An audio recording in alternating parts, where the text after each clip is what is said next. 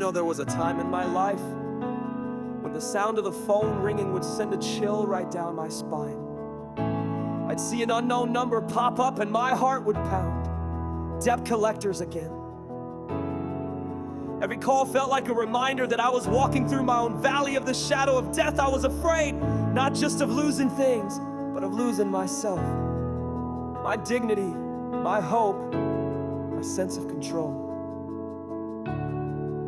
But then I came across Psalm chapter 23, verse 4. Even though I walk through the darkest valley, I will fear no evil, for you are with me. Your rod and your staff, they comfort me.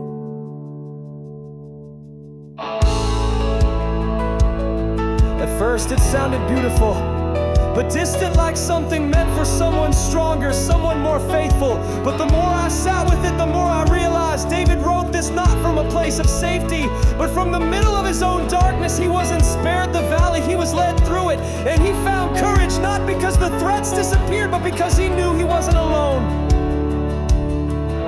I started to pray, not for the debt to vanish, but for the strength to face it. I asked God to walk with me, to give me wisdom and courage. And slowly I felt something shift. I wasn't just a frightened sheep waiting for the wolves to attack. I was being guided, protected, and comforted. God's rod and staff, his protection and guidance became real to me. I realized I could face the collectors, not as a victim, but as someone with dignity and hope. And you know what? The fear began to fade. I started answering those calls. I started negotiating on my terms with honesty and respect. I wasn't begging, I was standing.